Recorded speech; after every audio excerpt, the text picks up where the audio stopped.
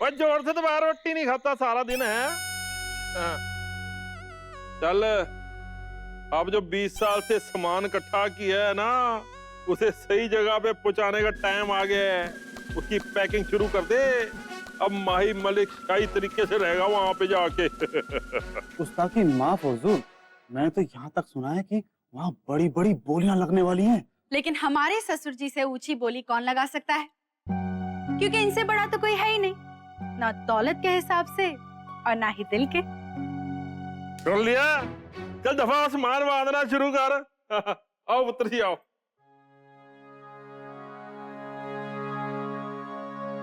अच्छा, कुछ बोलियां आई हैं अब तक? हाँ, हमने कुछ बोलियों का पता लगा लिया है।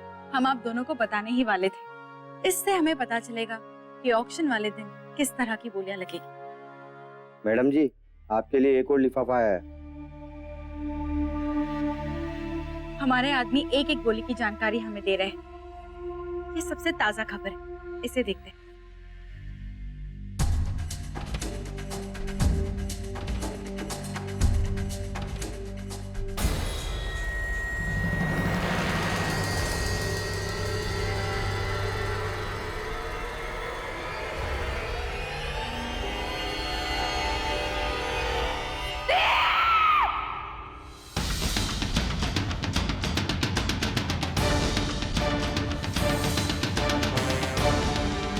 मुझे पता है 5 महीने पहले उस काली रात को तुमने माता के मंदिर के पास क्या किया था।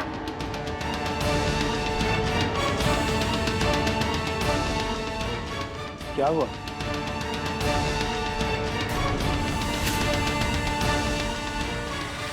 क्यों हुआ?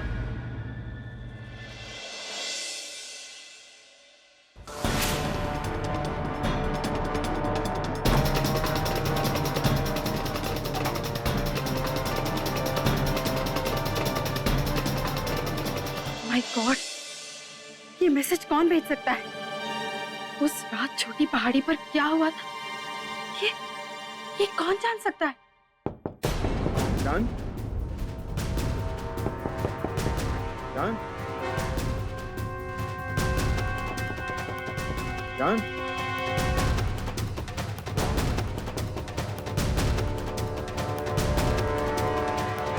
दरवाजा खुला है। जान, क्या हुआ? आप वहां से चली क्यों है? तबीयत तो ठीक है ना आपकी?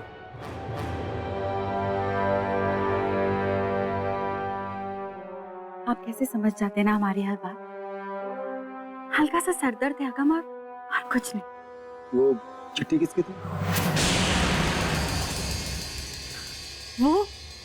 वो बस एक फॉर्मल इनविटेशन था ऑक्शन के लिए। कुछ तो बात जरूर है जान। मैं आपकी आंखों में देखकर ये कह सकता हूँ कि आप परेशान हैं। मुझे नहीं बताएंगे? रियली अगम, आप हमसे कितना प्यार करते हैं ना। सरदर्द की वजह से हमारे माथे पर जरा सी शिकन आ गई तो आप कितना परेशान हो गए। How sweet of you. But हम ठीक है अगम। तो फिर आप आराम कीजिए, कुछ देर के लिए सब कुछ भूलकर आराम से सो जाइए। आप थोड़ा सा हटिए, मैं तकिया लगा देता हूँ। इट्स ओके, अब इस वक्त कहाँ सोएंगे हम? बस थोड़ा सा आराम कर लेंगे तो ठीक हो जाएंगे। आपके सर में दर्द है ना, तो मैं मालिश कर देता हूँ। बहुत अच्छी मालिश करनी आती है मुझे। आप लेट जाइए, आइए। अगम आइए ना, बैठिए। अगम, हमारे सर में दर्द है जो कभी कभी उठता है। हम अगर अकेले में आराम करते तो ठीक हो जाएंगे। पक्का? पक्का।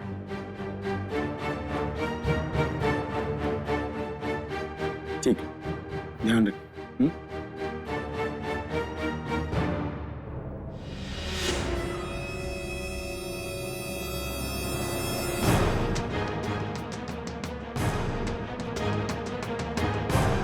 आखिर कौन हो सकता है जो उस काली रात का राज जानने का दावा कर रहा है?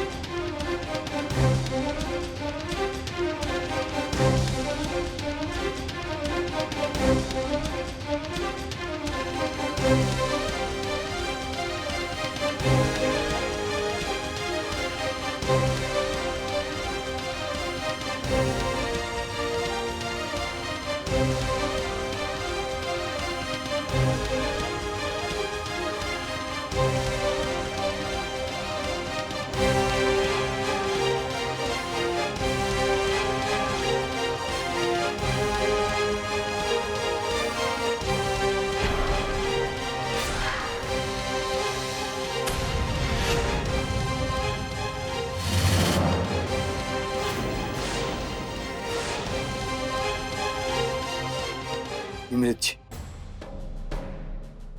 आज मेरे मकसद का पहला कदम उठाया है मैंने। अमृत पर पहला वार किया है। मैं जानता हूं, अमृत ने ही आपको मारा है, उसी ने ही आपकी जिंदगी छीनी है आपसे। तो फिर मैं कैसे चुप बैठता?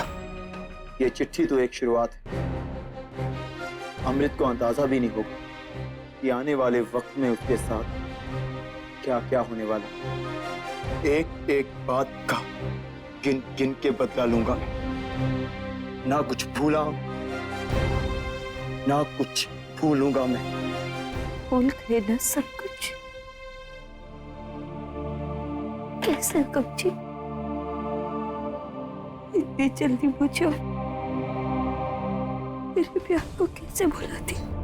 हमारा प्यार कभी नहीं मिट सकता निमृत जी, कभी नहीं। आपके साथ बीता हुआ एक एक खूबसूरत लम्हा आज भी मेरे दिल में बसा है। वो खूबसूरत लम्हा जो हमने साथ बिताए थे,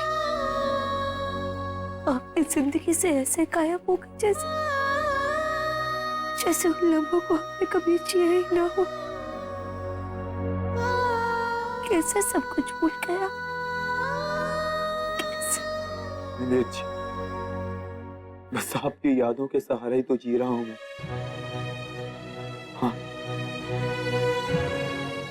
चेहरे पर एक और चेहरा जरूर लगा लिया है मैंने, लेकिन सिर्फ दिखावे के लिए।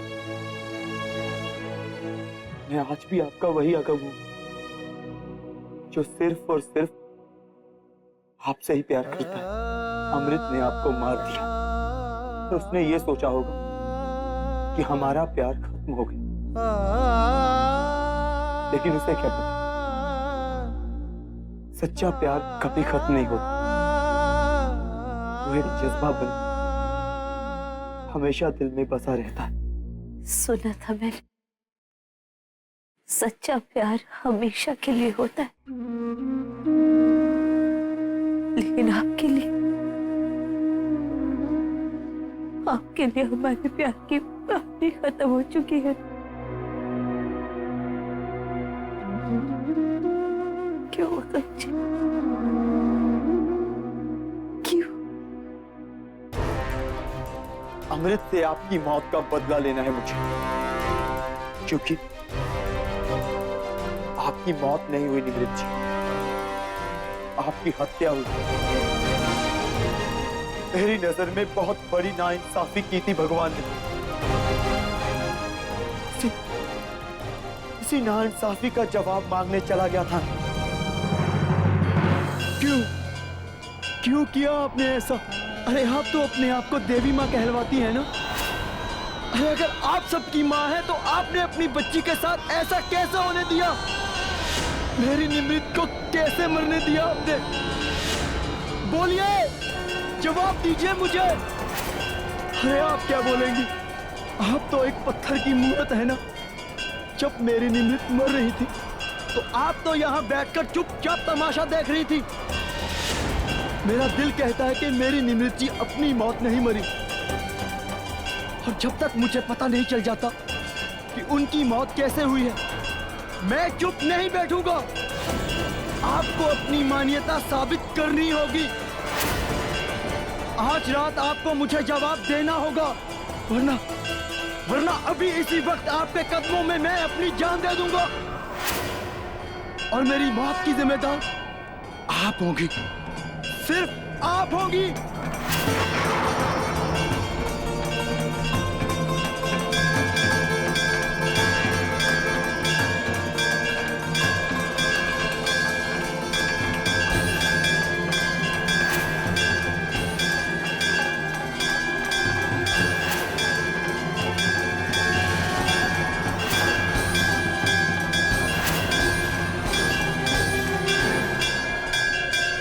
आपने तो मेरी निमृत जी का साथ नहीं दिया, लेकिन मैं अपनी निमृत का साथ नहीं छोड़ूंगा।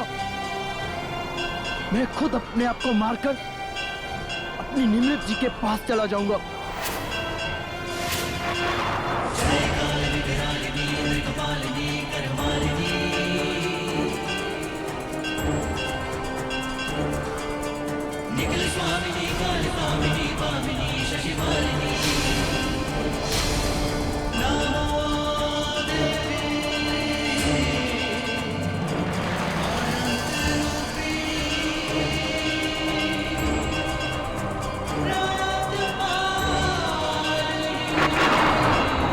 ये दुपट्टा तो अमृत ने पहना था।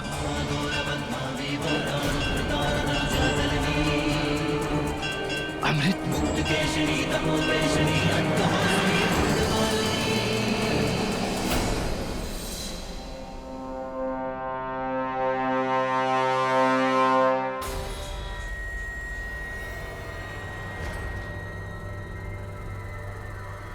देवी माँ ने मुझे सबूत तो दे दिया था निमृत जी, लेकिन मैं जानता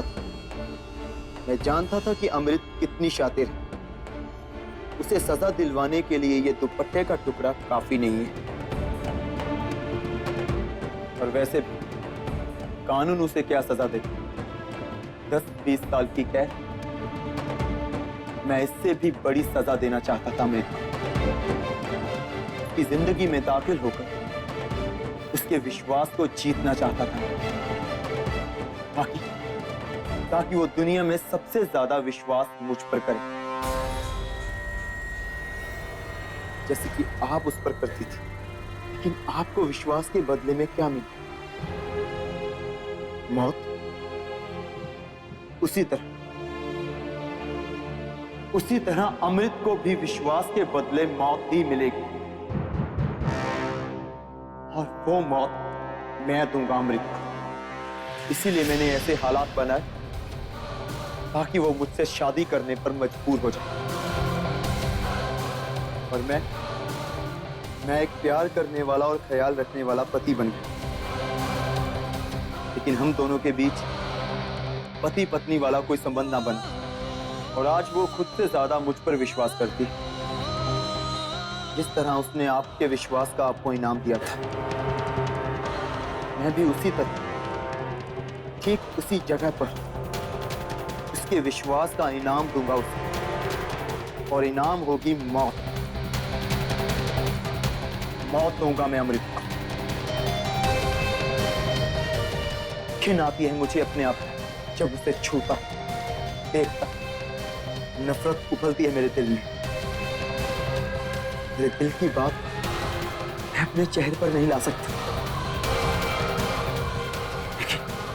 लेकिन जितना उसका भरोसा बढ़ेगा, टूटने के बाद उतनी ही गहरी चोट पहुंचेगी उसके दिल में।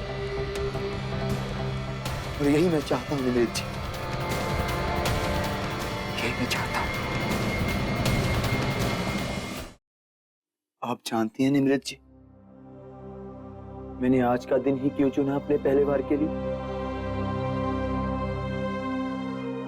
क्योंकि आज आपका जन्मदिन है, और ठीक 1 साल बाद मैं आपसे वादा करता हूं, आपकी पहली बरसी उस पहाड़ी से गिरकर अमृत मरेगी, और जिसे वो सबसे ज्यादा मानती होगी वही उसकी जान लेगा। हाँ निमृत जी, मैं अमृत को मार डालूंगा, सिर्फ आपके लिए निमृत जी।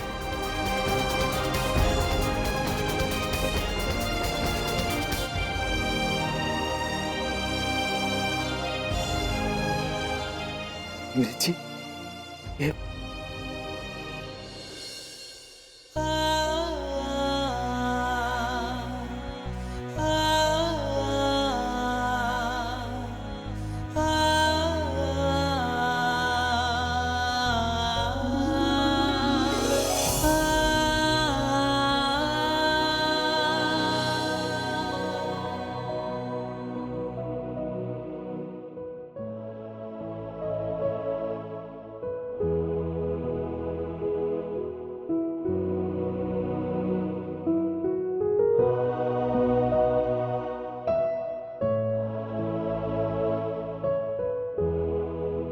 निमृत,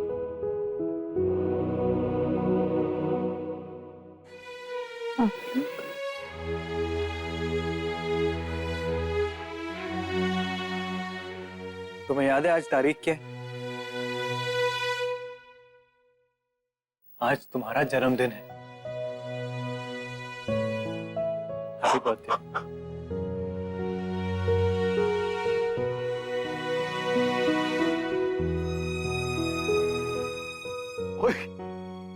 आज आपका जन्मदिन है।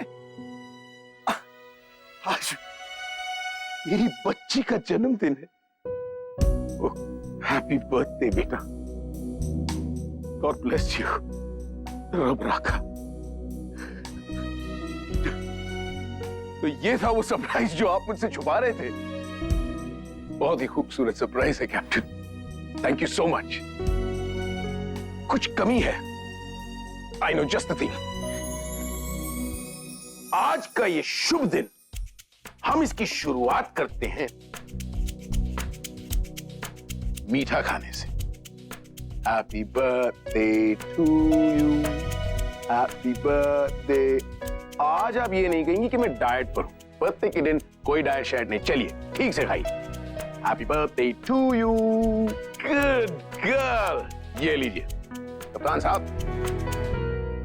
अरे पहले बताया होता तो मैं एक बढ़िया केक शेक का बंदोबस्त कर देता, लेकिन कोई नहीं।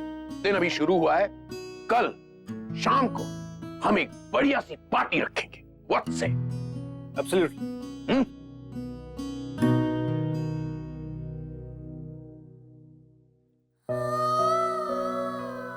मेरी जिंदगी में जश्न की कोई वजह नहीं है पापा। लो, वजह क्यों नहीं है भाई?